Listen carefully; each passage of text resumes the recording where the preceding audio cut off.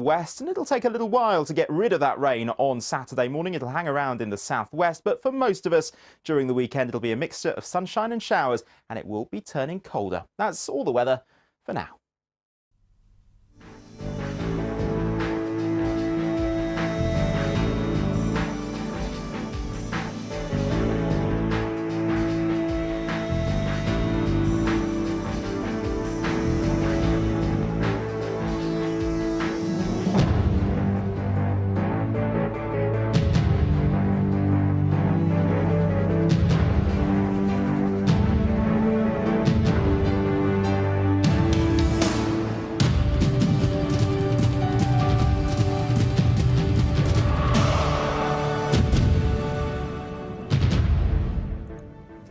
Don't be confused. That was the moment the BBC News Channel was born.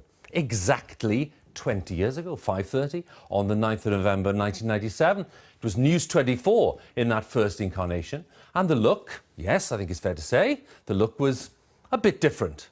There were lots of flags, OK? And we're going to spend a few minutes looking back over the past 2 decades of 24-hour television news, which launched with my colleagues Gavin Esler and Sarah Montague, and I'm afraid to say 1 or 2 other familiar faces. So let's take a look.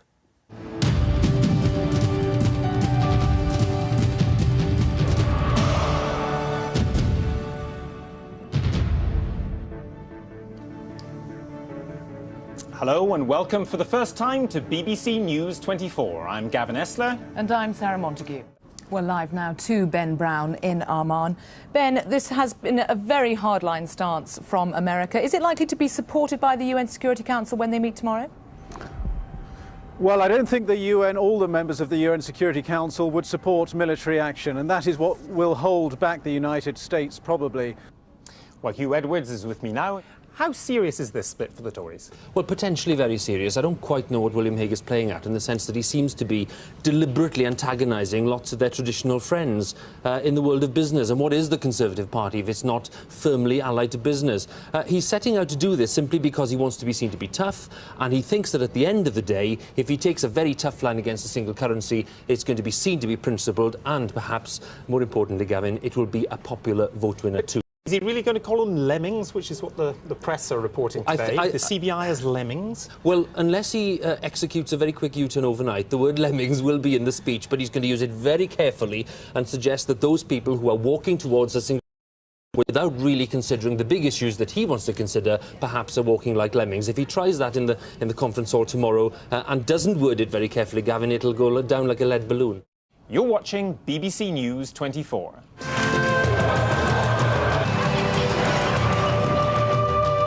You're watching BBC News 24, the new round-the-clock TV news channel. BBC News 24, bringing you the whole picture, the whole time. This is the Now O'Clock News from the BBC.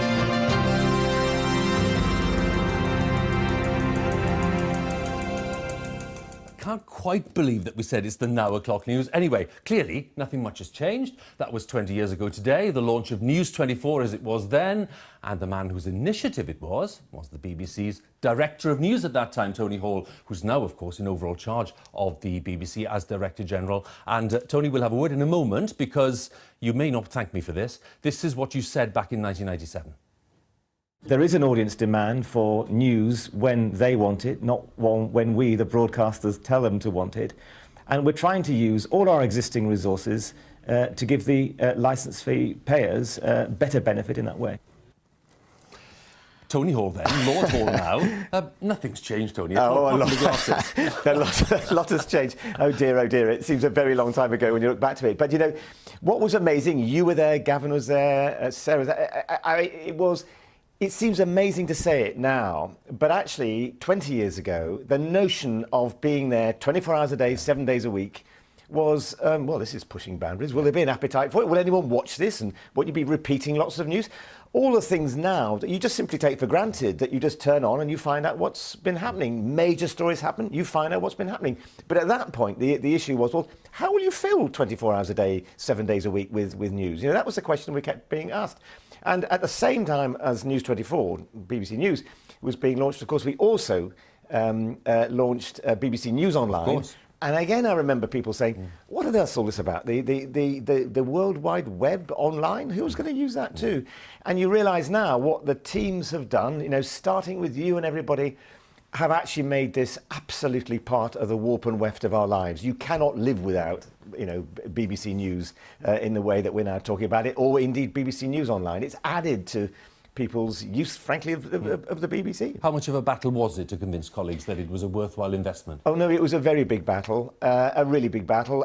It was, to be honest with you, a battle both externally and also internally, because people were saying, hold on, you're diverting resources or money or activity from, you know, what was then the 9 o'clock news into, you know, this new thing which no one's going to watch. So it was a huge battle, but my belief then is my belief now that had we not done that, we would not be giving our audiences the services that they want in the way that they wanted it. And I was saying it back then with slightly different coloured hair and glasses, but that message is the same one now. We've got to be there when our audiences want to turn to us, and I'm delighted to say that's why people come to BBC News. It was interesting just during the day looking back at some major milestones and thinking about when the channel really entered people's lives. The Concorde crash in Paris in July 2000 was clearly one of the first big events. And then the channel was being broadcast as well on BBC One and BBC Two because they recognised the value of it. How important was that development? I think when those... I mean, look, the early days we were experimenting, we were trying out new things, you know, no jackets and stuff like that, and I think people did absolutely brilliantly. But there's no doubt about it, when a large, major story happens and people suddenly say, do you know what, I can now turn to BBC News 24 as it was then, and the channel controllers on 1 and 2 saying, do you know what, we'll now use you and draw attention to the fact we can just have running news on these things. That was very, very important. And then you think of the huge stories that you've covered, and you've covered since then, from, you know, 9/11, 7/7, etc., etc., etc. I mean, you cannot imagine a universe now without being able to turn on and see the news as it happens from the people you trust. Because the big debate is around, you know, the range of services. And what we're offering people in terms of what they can do on radio, television, online, and the kind of range that they can pick from. So what is your sense of where, you know, a traditional television news channel fits into that mix? Well, I think we all consume news when we want it on our mobile phones, our iPads and all that sort of stuff. So, you know, you've got to be there for that, and I think, you know, those services we're providing. I think a news channel is there with people watching to see what's going to happen next. Something's happening, we don't know where that person is, or X or Y or Z. And I think there's still a really important role for that. There really is an important role for that. And it's brilliant that the BBC's news channel is recognised by, you know, Channel of the Year, News Channel of the Year. That's by its peers. That's absolutely brilliant too. And then I would say this not because you're sitting there, but also there is still the need for the crafted bulletin. The moment when, in all the noise and the stuff going on the day, you sit back and say, right, now we'll have those pieces that make sense of the day, or, and I think really important, the pieces where you're standing back and saying, okay, the news agenda today has been doing all these things, but you know what? You need to know about this, you need to know about that. Yeah. And the ability of our first-rate correspondents and reporters to shape something that either is getting to grips with the day in a way that you hadn't thought about before, or is taking something completely off agenda. And I think one of the huge strengths of the BBC, which you see on this channel, you see it online, but you also see it at 10 and 6 and 1 o'clock, is that, and in radio, of course, too, is that ability to use the network of excellent people we have around the world and around this country to give people a range of news that I don't believe they can get anywhere else. And that's so precious about the BBC. Can I take you back to 2013, when this building was opened by Her Majesty the Queen? Because this was actually quite a good news channel moment. Let's look at this. Oh, this is wonderful. The heart of BBC Broadcasting House and our live newsroom. Yes, it's a view that we share with our audience every day, but today a unique moment with a very special royal guest. There's something quite surreal about this, Tony, actually. It was a wonderful, wonderful moment. There she is.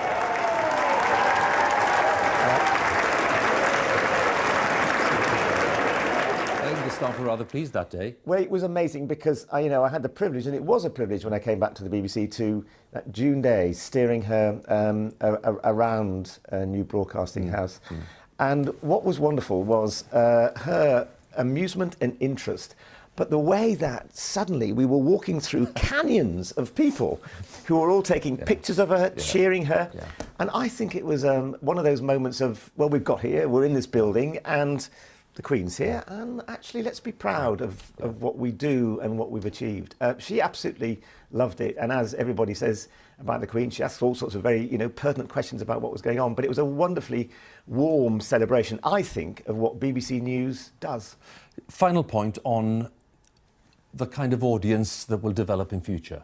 And when I go to talk to, school audiences, most of them clearly are accessing news, as we all know, in different ways, on Facebook, on social media, might be BBC News, but other forms of news as well.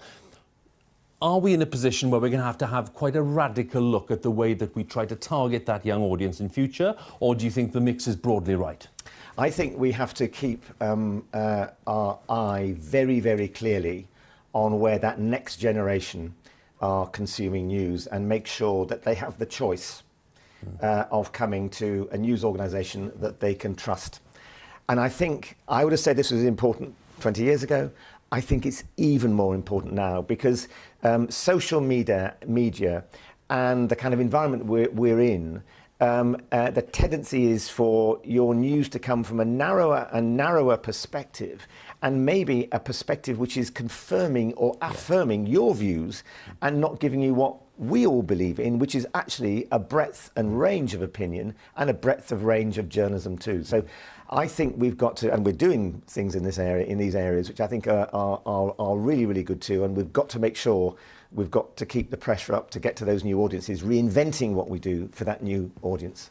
Tony, it's been great to talk to you on this 20th anniversary. I can't believe I'm saying that, but it's been a pleasure to talk to you. Well, we should say to everybody, happy birthday and well done to everyone. And well done to everyone who's worked on the channel. Absolutely, for 20 years, well done. Yeah, because there's an army behind the scenes. There is. Who do an amazing job. I'm now able to do something which I've always wanted to do, which is to click my fingers in a polite way so that we can get rid of our 20-year-old branding and come back to today.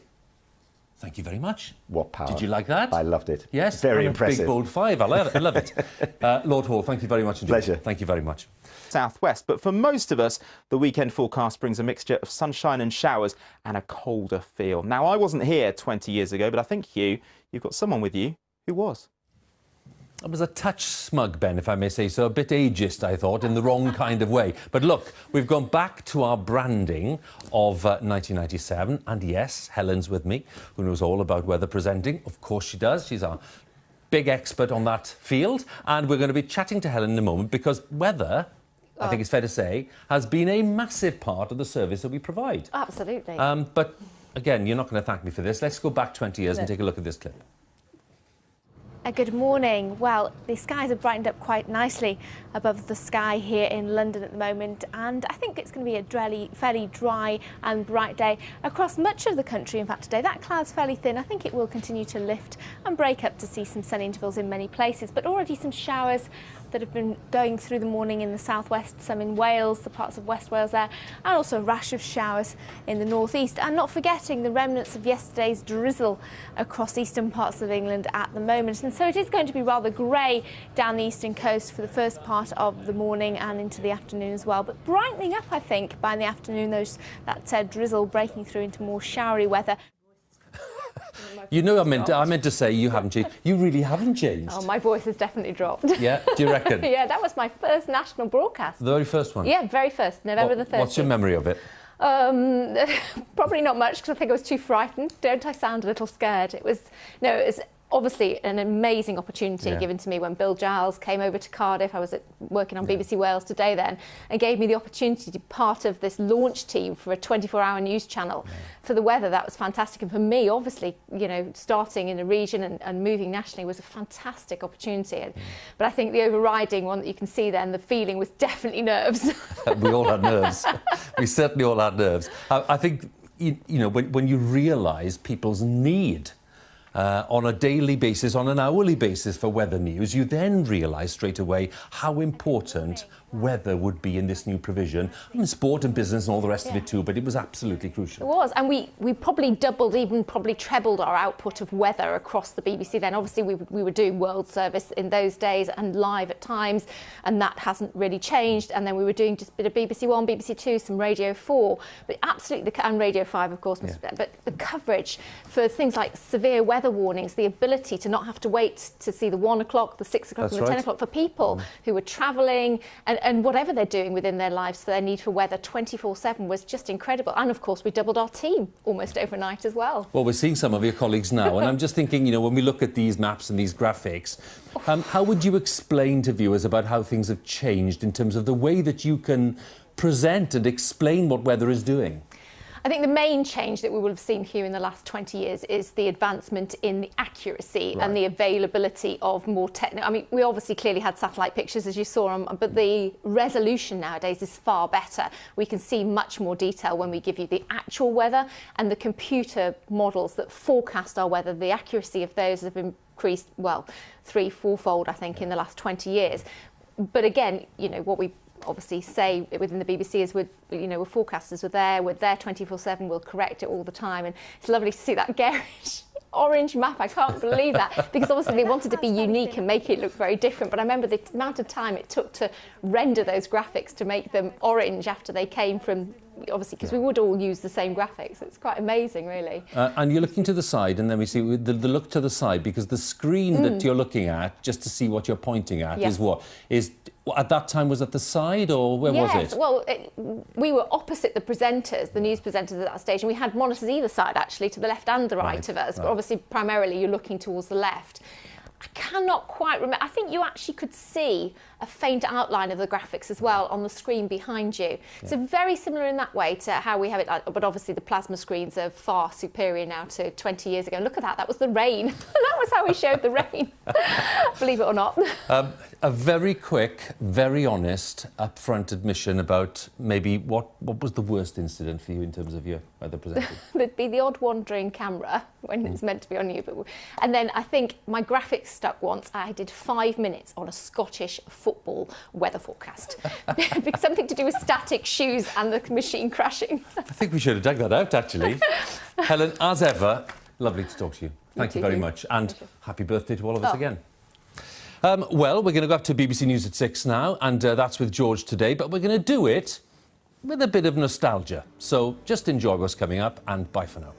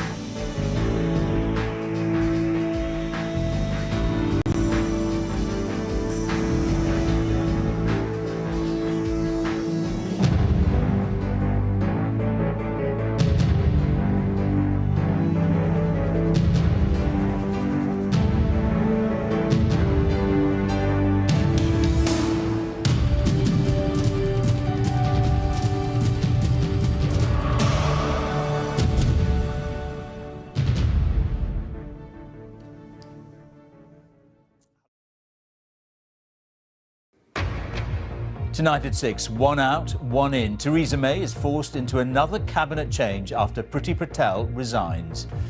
Penny Mordaunt, who backed the Leave campaign, becomes the new International Development Secretary. I'm looking forward to working with the team here to continue building a safer, more secure, more prosperous